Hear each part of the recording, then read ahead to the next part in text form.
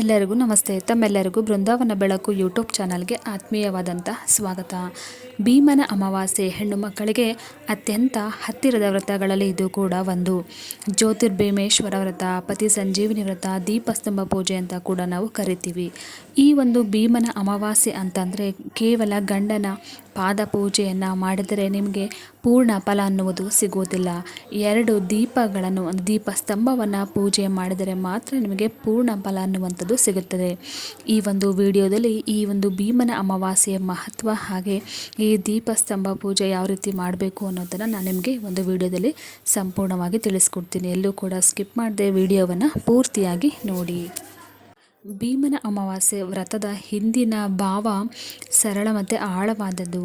ಪತಿಯ ಆಯುಷ್ಯಕ್ಕಾಗಿ, ದೀರ್ಘಾಯುಷ್ಯಕ್ಕಾಗಿ ಮತ್ತು ಸೌಭಾಗ್ಯಕ್ಕಾಗಿ ಮದುವೆಯಾದ ಹೆಂಗಸರು ಸಾಮಾನ್ಯವಾಗಿ ಮದುವೆಯ ನಂತರ 9 ವರ್ಷ ಈ ವ್ರತವನ್ನು ತಪ್ಪದೆ ಆಚರಣೆಯನ್ನು ಮಾಡ್ತಾರೆ.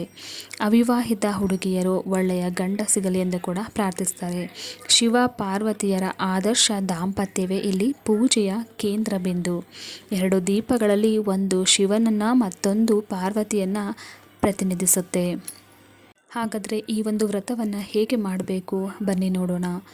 ನೀವು ಈ ಒಂದು ವ್ರತದ ದಿನ, ಭೀಮನ ಅಮಾವಾಸ್ಯೆಯ ದಿನ ಬೆಳಗ್ಗೆ ಮಂಗಳ ಸ್ನಾನವನ್ನು ಮಾಡಿ ಪೂಜಾ ಸ್ಥಳವನ್ನು ಸಿದ್ಧಪಡಿಸಬೇಕು.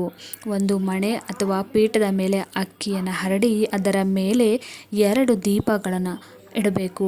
ಒಂದು ಶಿವನ ಮತ್ತೊಂದು ಪಾರ್ವತಿಯ ಪ್ರತೀಕ. ಮತ್ತು ಗಣಪತಿ, ಶಿವ ಅಥವಾ ಮಂಗಳ ಗೌರಿಯ ಮೂರ್ತಿ ಇಡುವಂಥ ಪದ್ಧತಿ ಕೂಡ ಇದೆ. ನಂತರ ಅರಿಶಿನ ಹಚ್ಚಿದ ದಾರಕ್ಕೆ 9 ಗಂಟನ್ನು ಹಾಕಿ ಒಂದು ಹೂವನ್ನು ಕಟ್ಟಿ ಪೂಜೆಯ ನಂತರ ಅದನ್ನು ನೀವು ಬಲಗೈಗೆ ಕಟ್ಟಿಕೊಳ್ಳಬೇಕಾಗತ್ತೆ. ದೀಪಗಳಿಗೆ ಗಂಧ, ಹೂವು, ಅರಿಶಿನ, ಕುಂಕುಮ ಅರ್ಪಿಸಿ ಪೂಜೆಯನ್ನು ಮಾಡ್ತಾರೆ.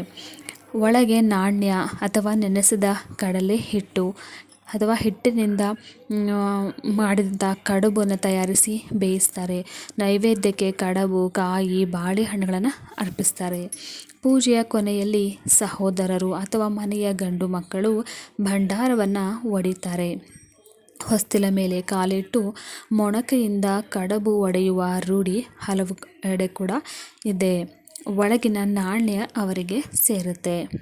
ಈ ದಿನ ಕರಿದ ತಿಂಡಿಗಳನ್ನು ಸಾಮಾನ್ಯವಾಗಿ ಯಾರೂ ಕೂಡ ವ್ರತ ಮಾಡುವಂತಹವರು ತಿನ್ನುವುದಿಲ್ಲ. 9 ವರ್ಷ ವ್ರತ ಮುಗಿದ ಮೇಲೆ ಉದ್ಯಾಪನೆ ಅನ್ನೋದು ಇರುತ್ತೆ. ಒಂದು ಜೋಡಿ ದೀಪವನ್ನು ಸಹೋದರನಿಗೆ ಅಥವಾ ಬ್ರಾಹ್ಮಣನಿಗೆ ನೀವು ದಾನವನ್ನು ಮಾಡಿ ವ್ರತವನ್ನು ಸಂಪೂರ್ಣಗೊಳಿಸಬೇಕು. ಭೀಮನ ಅಮಾವಾಸ್ಯೆ ಶಿವ ಪಾರ್ವತಿಯರಿಗೆ ಮೀಸಲಾದಂಥ ವ್ರತ. ಈ ಒಂದು ಅಮಾವಾಸ್ಯೆಯನ್ನು ಮದುವೆಯಾದಂಥ ಹೆಣ್ಣು ಮಕ್ಕಳು ಅಥವಾ ಮದುವೆ ಆಗೋದಕ್ಕೆ ಬಯಸ್ತಕ್ಕಂಥ ಹೆಣ್ಣು ಮಕ್ಕಳು ಕೂಡ ತಪ್ಪದೆ ಆಚರಿಸಿ.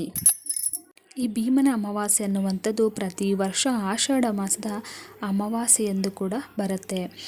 2026ರಲ್ಲಿ ಈ ವರ್ಷದಲ್ಲಿ ಈ ಒಂದು ಭೀಮನ ಅಮಾವಾಸ್ಯೆ ಆಗಸ್ಟ್ 12 ಬುಧವಾರದಂದು ಬರ್ತಾ ಇದೆ.